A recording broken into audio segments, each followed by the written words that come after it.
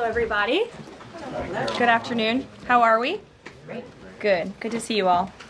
I want to start today by addressing the U.S. Army soldiers who went missing while conducting a mission to repair and tow an immobilized tactical vehicle in Lithuania in the early hours of March 25th.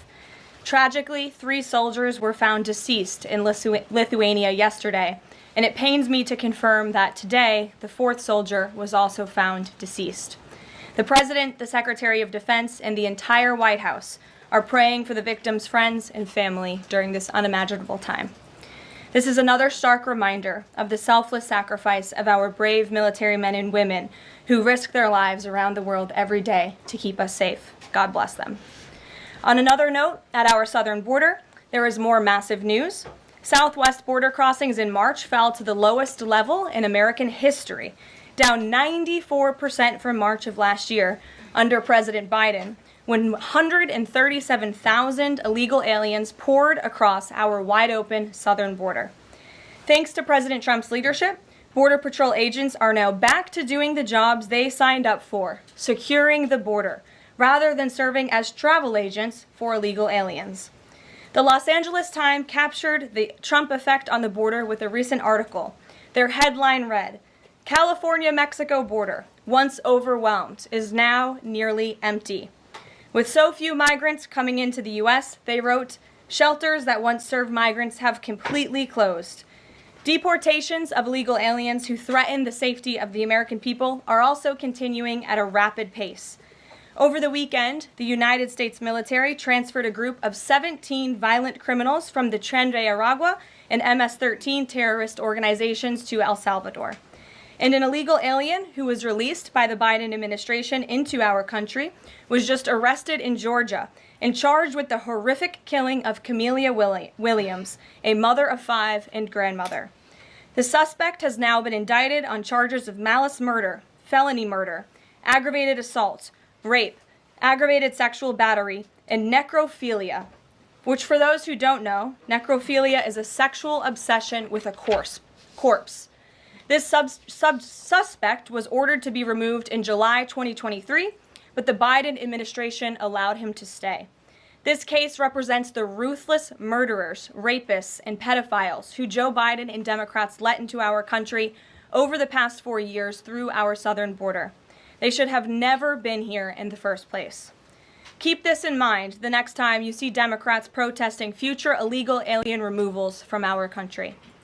President Trump is focused on fulfilling his greatest obligation, to keep the American people safe and to defend our country from violent invaders. Looking ahead to tomorrow, April 2nd, 2025, will go down as one of the most important days in modern American history. Our country has been one of the most open economies in the world, and we have the consumer base hands down, the best consumer base. But too many foreign countries have their markets closed to our exports. This is fundamentally unfair. The lack of reciprocity contributes to our large and persistent annual trade deficit that's gutted our industries and hollowed out key workforces. But those days of America, beginning tomorrow, being ripped off are over. American workers and businesses will be put first under President Trump, just as he promised on the campaign trail. The president's historic action tomorrow will improve American competitiveness in every area of industry, reduce our massive trade deficits, and ultimately protect our economic and national security. President Trump's economic vision is rooted in common sense.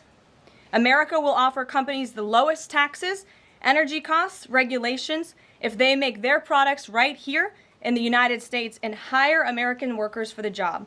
It's simple. If you make your product in America, you will pay no tariffs. We have already seen a number of the largest companies in the world respond to this economic approach. For example, Project Stargate, led by Japan-based SoftBank and US-based OpenAI, and Oracle, announced a $500 billion private investment in the United States-based artificial intelligence infrastructure. Apple announced a $500 billion investment in U.S. manufacturing and training. NVIDIA announced it will invest hundreds of billions of dollars over the next 4 years in U.S.-based manufacturing. And the Taiwan semiconductor manufacturing company TSMC announced a $100 billion investment in U.S.-based chips and manufacturing. These are just a few of the investment announcements that have already been made, and it is clear that President Trump's America First approach is already working. In our new media seat today is Mark Halperin, the co-founder and editor-in-chief of Two Way, a new live video platform that builds communities around interactive conversations with leaders and content creators from every subject area. They have over 37.5 million video views, over 3.6 million watch time hours since the platform began just last year.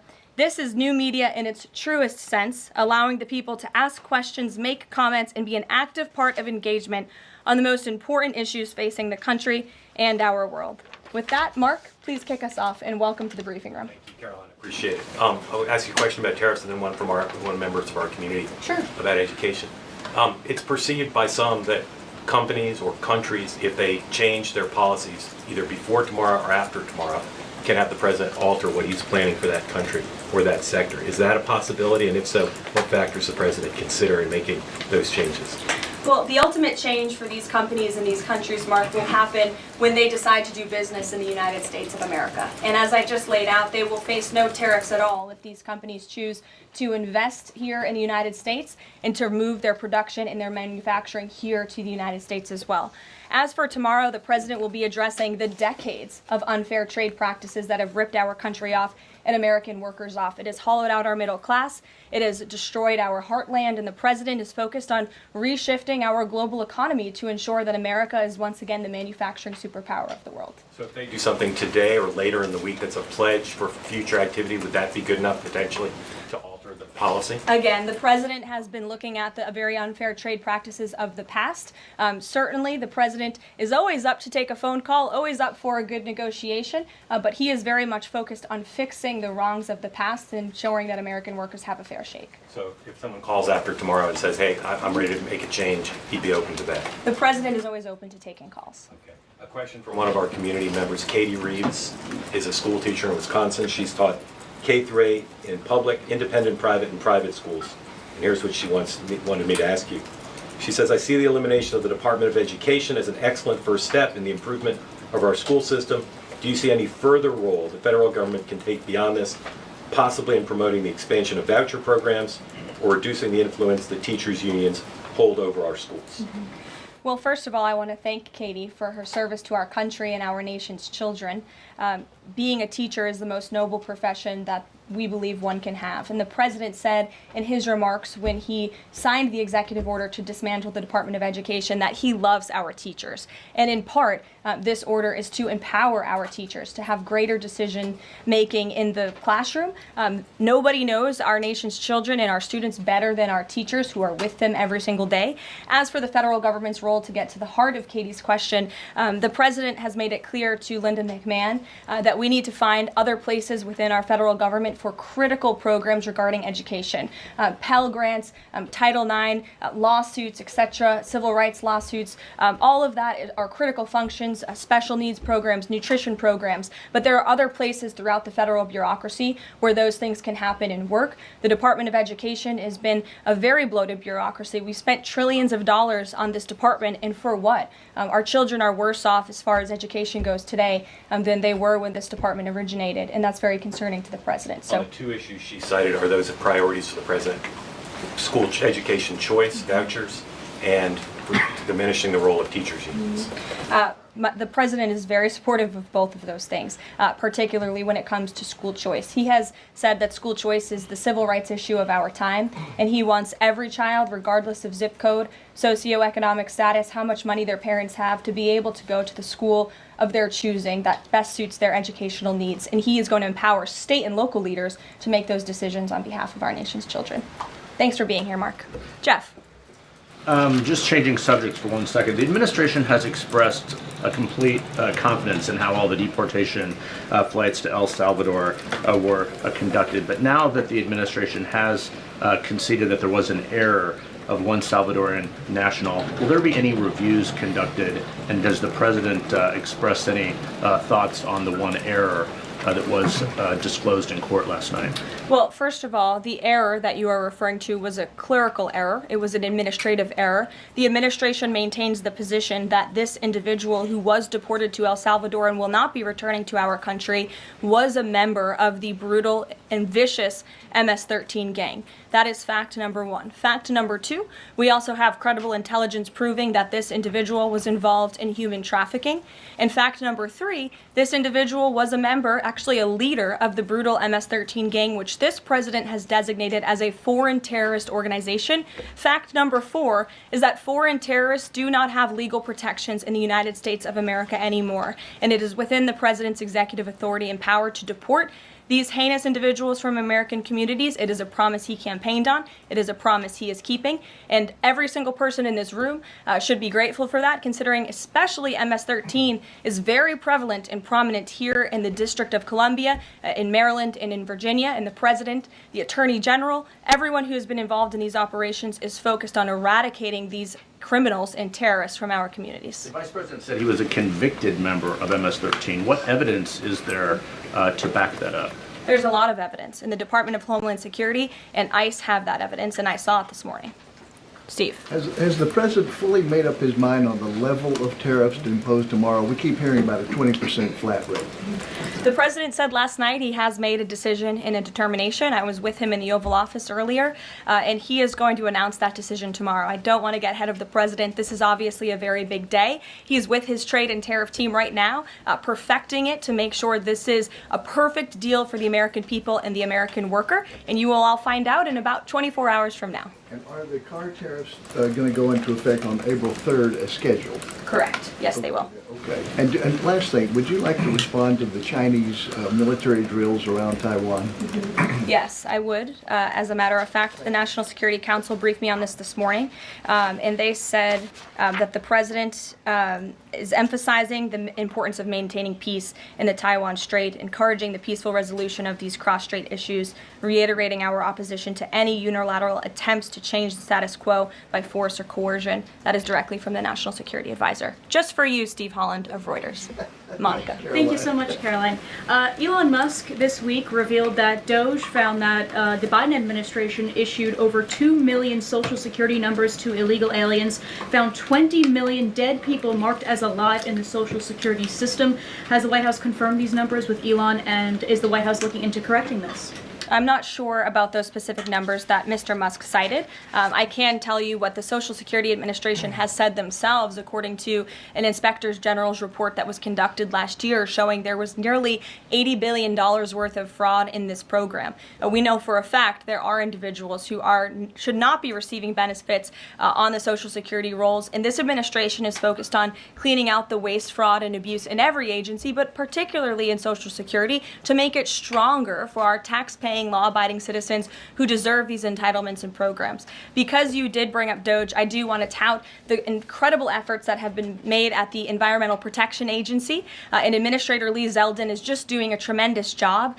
Just yesterday and today it will be going into effect. He announced that taxpayers will be saved $8 million in annual lease costs by moving staff out of the 323,000 square feet of space that the EPA currently occupies, which is completely unnecessary.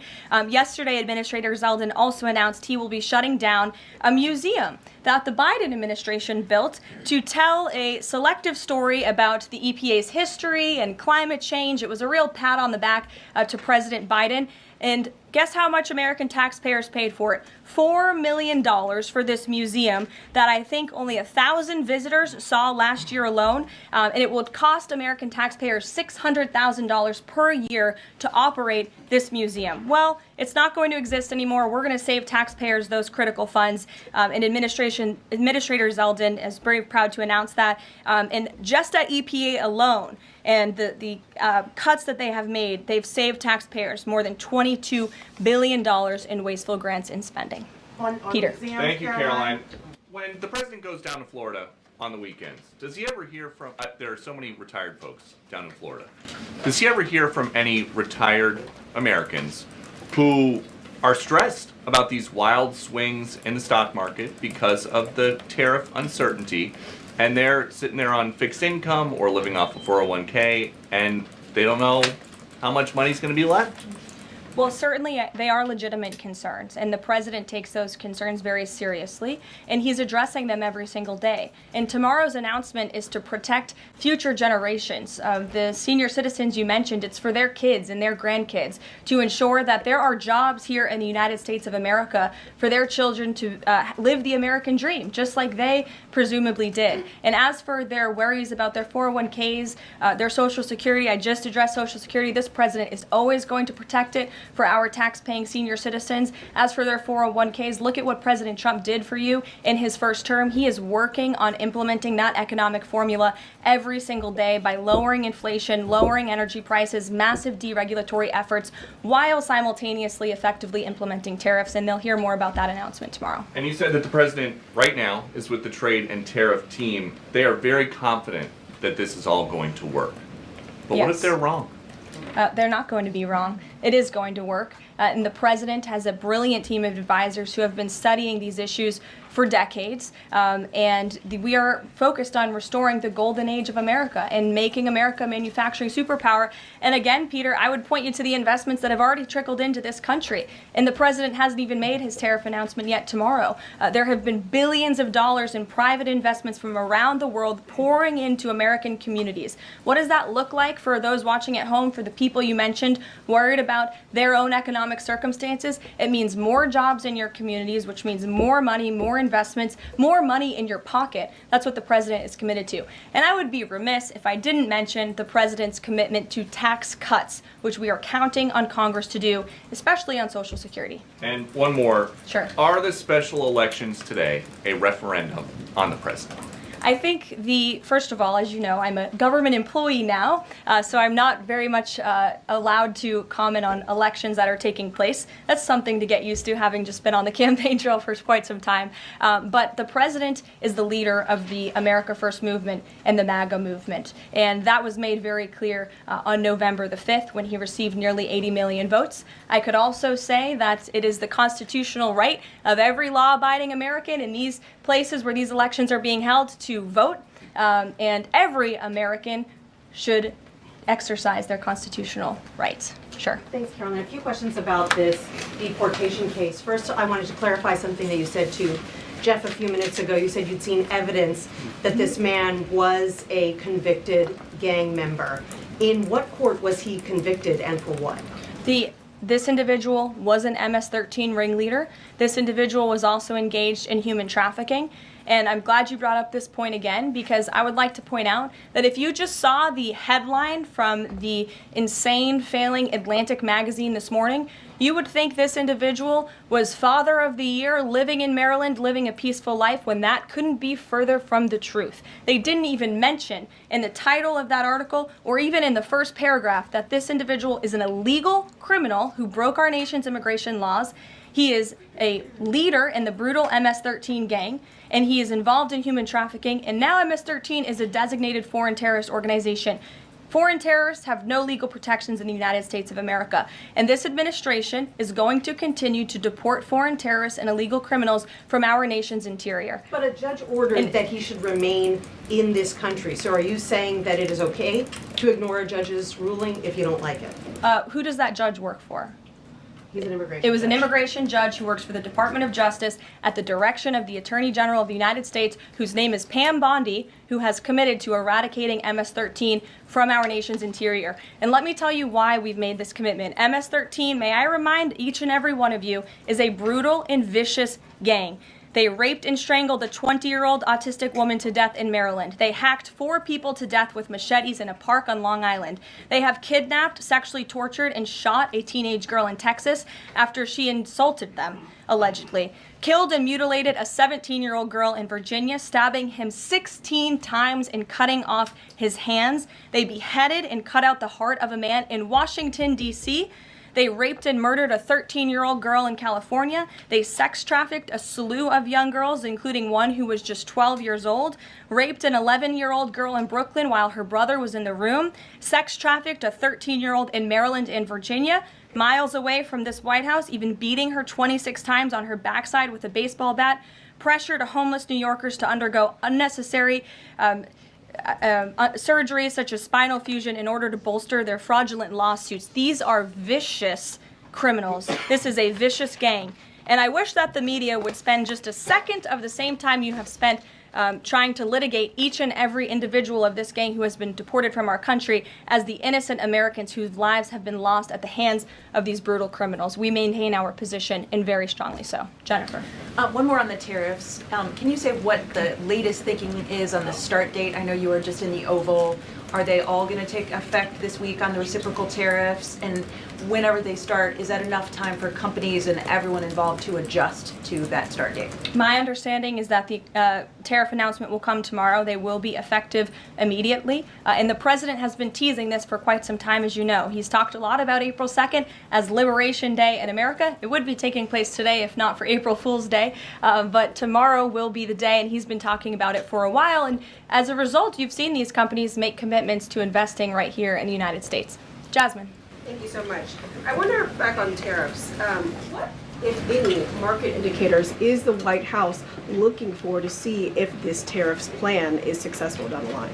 Well, look, the president has been asked and answered this question about the stock market and whether he's watching it. And I've said, and he has said, the market is a snapshot in time. Yesterday, Dow futures were up. And there's been a lot of talk about the market, and it was up yesterday. So, look, the president wants to ensure that all Americans make out well, particularly Main Street. That's the focus of these tariffs. But as I've said repeatedly, just like they were in his first term, Wall Street will be just fine. Shelby. Thanks. A bipartisan pair of senators sent a letter to the president today arguing that the recent strikes in Yemen are emboldening the Houthis and saying that Congress has not authorized war against them.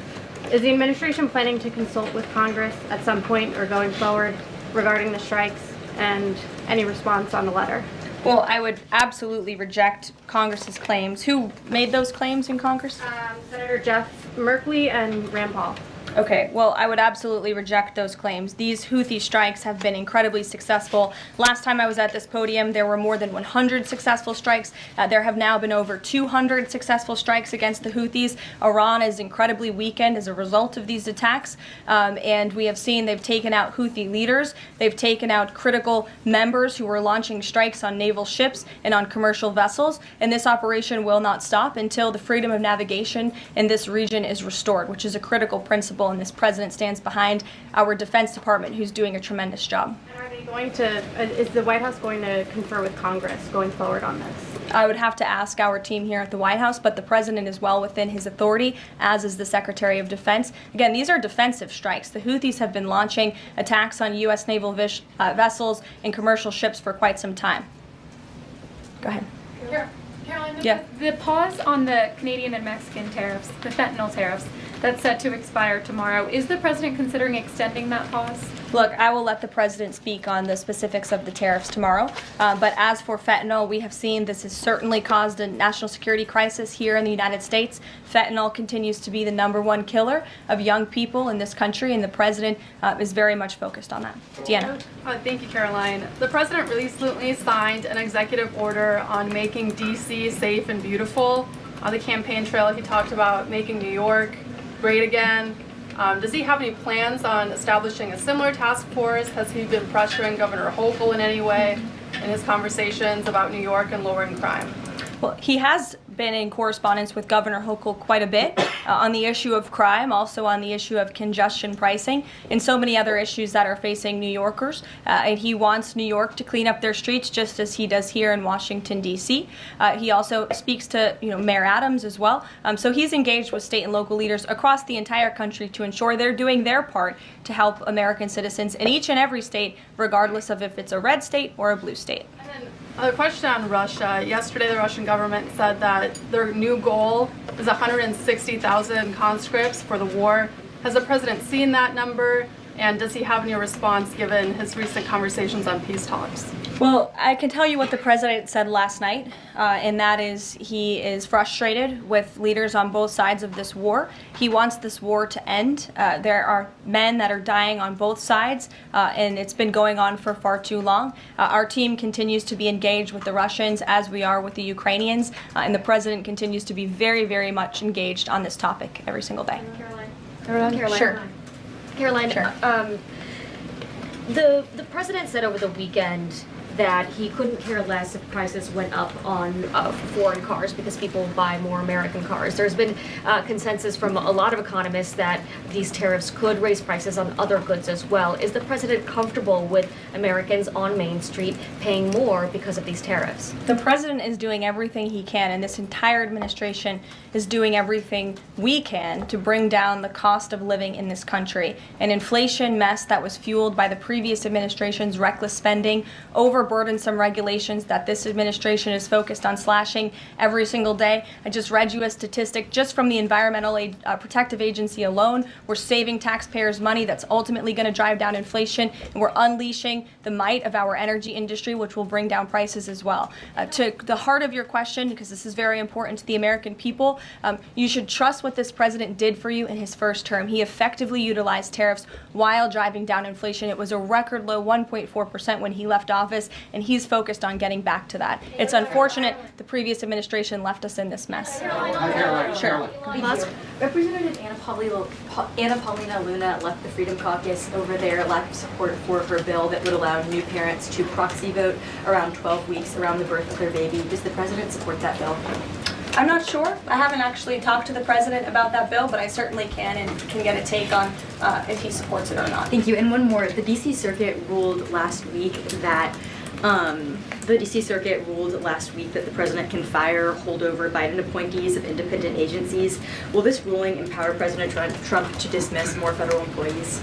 Well, the president has given the responsibility to his cabinet secretaries to hire and fire at their respective agencies, and they reserve that right. You saw the Secretary of Health and Human Services announced more layoffs today. This is all part of the administration's effort for a mass reduction in force in the federal bureaucracy here in Washington, D.C. to save American taxpayers money. As for agencies within the president's executive authority, the president retains that right. And we've seen there have been bureaucrats at some of these agencies that have been trying to act independent. They need to remember who they work for. It's the executive of the executive branch. You look at the United States Institute of Peace, for example.